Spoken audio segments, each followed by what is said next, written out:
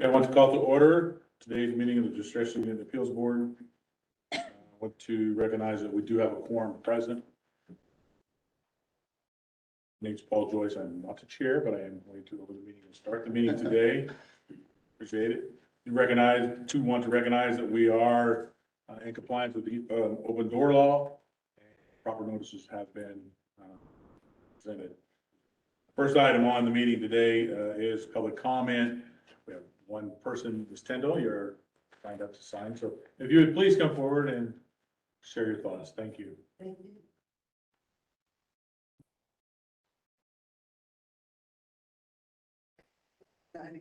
Good afternoon. I'm Mrs. Kendall, and I am a graduate of the great Roosevelt High School of Gary, Indiana, 1966 class. A resident of Gary, Indiana, a long-term tax-paying resident. I see that we only have one representative from Westside High School. Is that correct? What is your name, sir?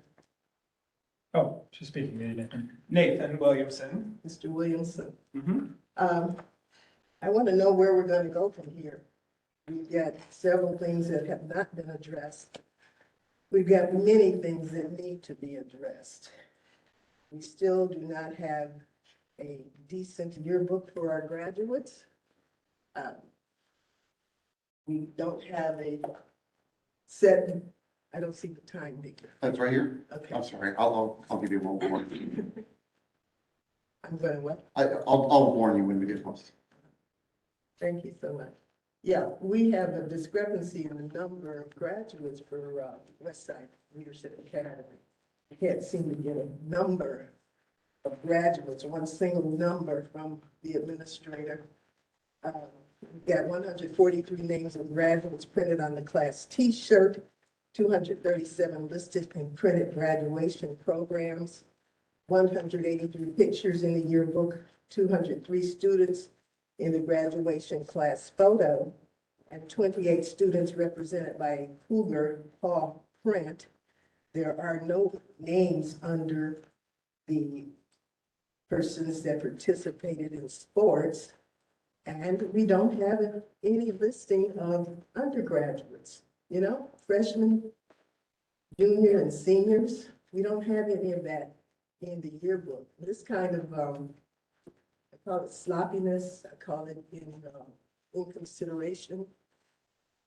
No consideration of the children, the students that have worked to reach the goal of graduating, and to have them not properly represented and presented as they should be. We have the dismantling of the Gary Community School Board of Trustees, which has not been resolved. We have the spelling of the functional open school, Daniel Hale Williams Elementary School. We have dual enrollment of students. We have students enrolled in middle school and in high school at the same time. Graduation rates are not provided to the public. Correction. This past board meeting, 98% was indicated as the graduation rate, but still we do not have a graduation number. The sale of the Dunbar-Pulaski School for $35,000, which had previously been appraised for $5.648 million, that's quite interesting. We're at 3 minutes, so just finish the thought. My thought is, we are being dealt a great disservice, we being the community, the teachers, the students, our system, at the hands of MGT and DUAB. And once again, we want MGT and DUAB to leave. Thank you. Thank you. Anyone else signed up for public comment, correct? All right. Next, we have an update on the ESSER plan. Mr. Williamson? All right, thank you, Chairman. I believe Mr. Miller, you provided the slide deck to everyone, paper copy. Okay. All right, so proud to provide this spending update for you all to give a good picture of how we are doing with these dollars. And just as a reminder, The ESSER funding that Gary received is really 3 buckets of money. The first one is called CARES, and that actually is wrapping up this month. I'm proud to say that we've completely closed that one out and no dollars being left on the table, which obviously is ideal. The next bucket of money, ESSER 2, it has another year of time to carry out. And so to date, as of the date that I prepared this for Mr. Miller, we've expensed and liquidated and received reimbursement from DUAB 12.6 million out of 20.8. And then ESSER 3 is the third bucket, the largest one. And that to date, we've liquidated 8.3 out of 46.8. So that is an update. And then we also have some changes that we'd like to make to ESSER 2. I don't know if, should I stop for questions right now if we have any? No, go ahead. Go into the changes. Go ahead with the changes. Okay. All right, so we did submit an updated spreadsheet of changes to Mr. Miller regarding some slight changes that we want to make in ESSER 2.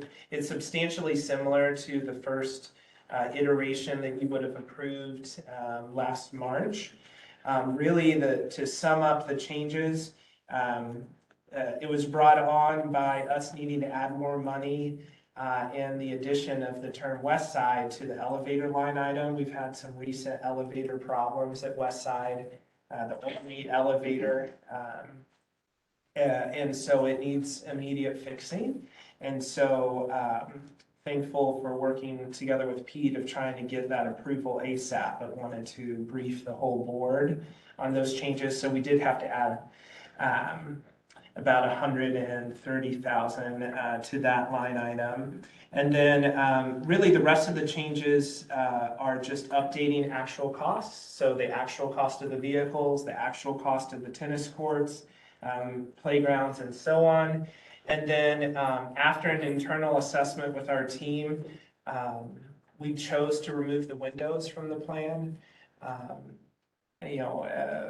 Really, all of our windows across the district are in decent shape. Could we upgrade them all? Yes. If we did, it would take way more than the amount of money that we had allocated in the plan. So after doing an assessment, we deemed it would be better to move those costs to HVAC, which is an ongoing and high cost need for us. So those represent the changes. Other questions from Mr. Williamson about the ESSER dollars or the changes in the plan? Nathan, I assume this is in accordance with the DOE approved application. Yeah. So sometimes it's hard to know who to submit it to first. And so when I gave the copy to Pete, I went ahead and submitted it to DOE to say that at least it was in your hands. Okay. Tracy, you guys were very speedy. So you already signed off on all of the changes. So DOE has approved it, obviously pending DUAB saying yes as well. If you didn't, I'd go back and fix it with you. But yes, the changes that I stated today, DOE was also okay with all of the differences in allowability of the costs. Great. Thank you. Okay, well, hearing no other questions, we'll turn to an update from Mr. Miller on a contract that he has signed. Do we need to approve that ESSER change? Oh, we do. I would entertain a motion. I would make that motion to accept the changes on the ESSER 2 plan as presented. Is there a second? Second. Second. All those in favor say aye. Aye. All those opposed? Motion is adopted.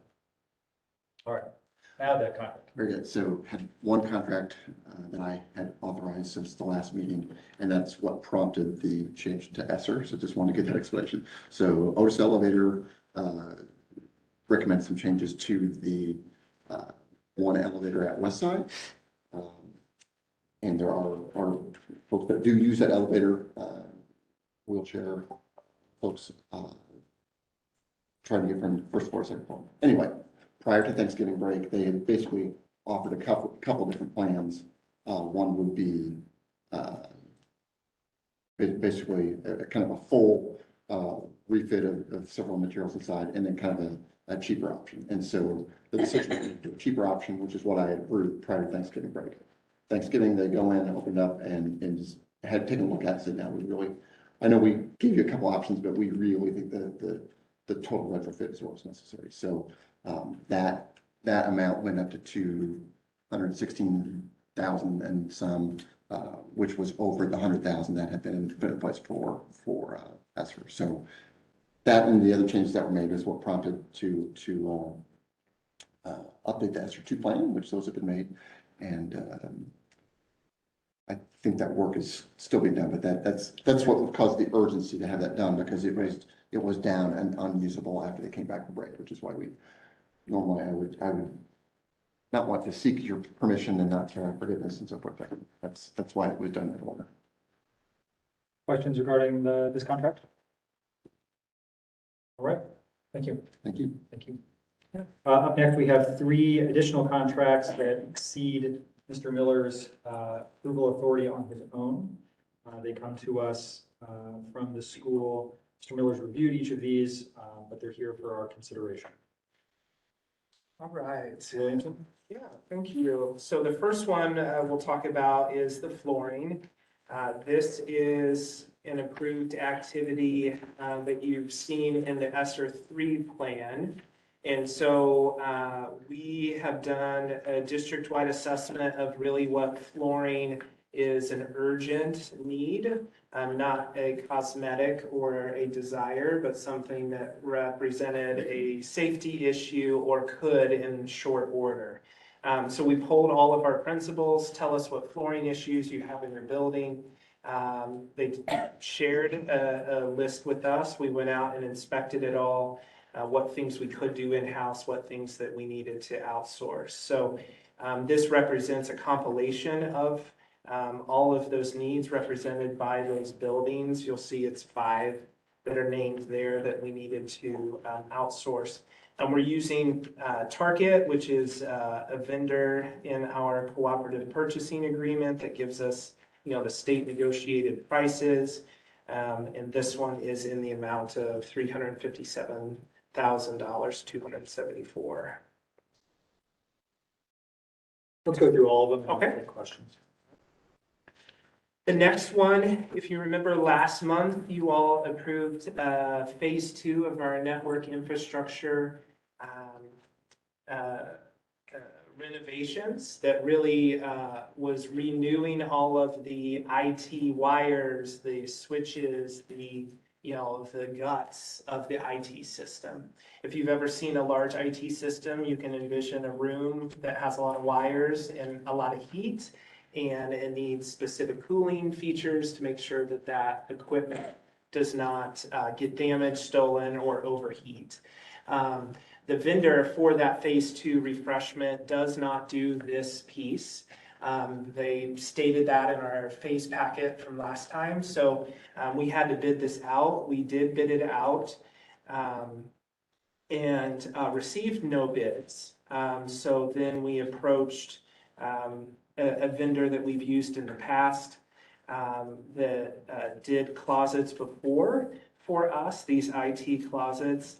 And that represents this bid in front of you. And this one is for $367,800. And this is paid out of ESSER 2. It's one of the line items from that packet that we previously reviewed. And then the last one for your consideration is a door replacement. This one is paid out of 1065. This is also on the 1065 plan existing to date, the version that is most recently approved to repair or replace doors across the district that are in need. What we did was an assessment. We've replaced several doors across the district, but because all the schools are smaller than West Side, they don't necessarily always rise to your attention because they're not over your threshold. But the West Side doors that needed replaced, because there's so many of them, it does rise to your attention because the cost is obviously higher. So in the high usage areas in the west side, the gym, the locker room, the sport areas that are around the gym, a lot of storage. And this is honestly going to help with safety, but also keep our items that we've purchased also safe to make it easier for us to lock those. The dance area, some fine arts parts of the building. This would replace over 100 doors out of 1065. And this one was an RFP, and the recommended vendor for this is in front of you. It also was the lowest bidder as well, $623,000. Other questions, Mr. Williamson, regarding any of these three contracts? Mr. Chairman, to the flooring, Mhm. looking at the diagrams of the schools that are affected, and it's, every one of them is affected in one way or another, is that correct? Yeah, so this one specifically is for 5 of the schools. The other schools, it may have just been like one tile that was out of place, so we're going to handle it in-house. But this one specifically is for 5 of the 10 buildings. I've noticed that there's a date on each of the diagrams, and I'm looking at Beverly right now. Is that date 10/4/2004? Is that the date the building was built? 10/4/2004. Now, Beverage is well older than that. Oh, okay, okay. So I'm getting, most of these are classroom. Right. Some of them are not. Am I to assume that Beverage, and then there's Marquette is another one, but Beverage only has, these other rooms have already been done? So or they're at least in good working order. Most of our school classrooms are tile. And so as long as the tile was in good shape, it's not on the list. Bethune is an exception to this. Bethune has classrooms that are carpeted and with little preschoolers who like to lay on the floor with 10, 15, 20-year-old carpet. That's the one exception. Yeah, almost every room in that school is getting. Yeah, so that's why that one is so different, but the rest is all just triaging, a stairwell that had 4 large tiles missing and so on. Considering the age of the buildings, are there any concerns, or has there been any kind of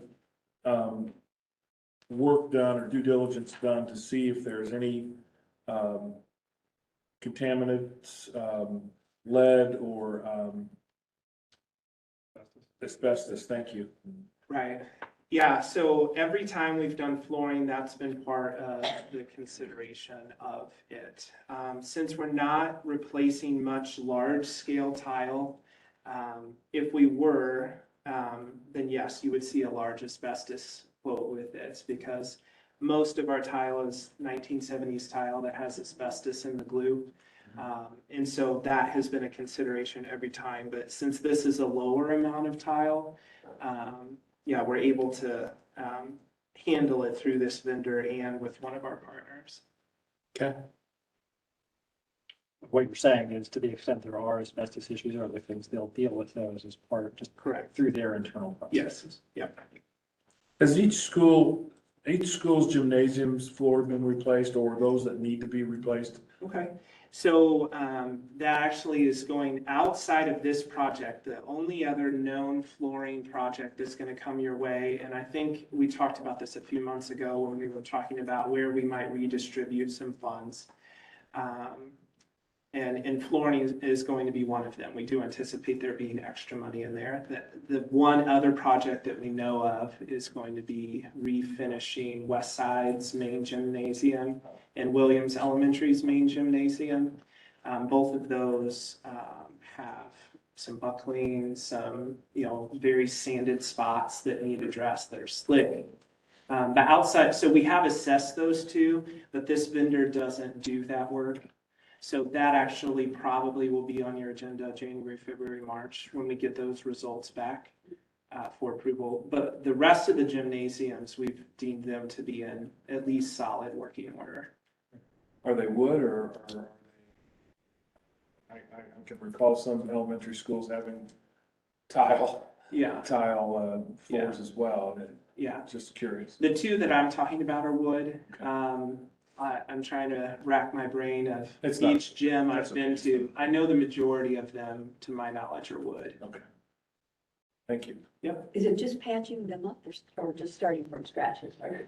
I mean, the vendor is going to have to assess it to some, but we at least know that there are trouble spots, like the perimeter of one of the gyms where kids run. It is, you and I'm assuming you're not a flooring expert, neither am I. But you and I would notice that there were problems with those two specifically. So at a minimum spots, but it might be the whole piece.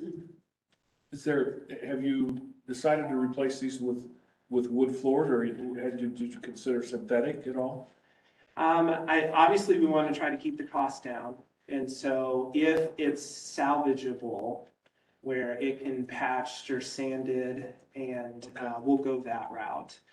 But if it's a full-on replacement, we would work with you all on what is the most cost advantageous. Other question?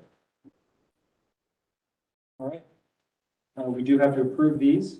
Would entertain a motion. We'll take them all three together. I make a motion, we approve the contract for Target USA TMC Contractors and Haggett Better Corp as presented today. And the amounts presented. Is there a second? Second.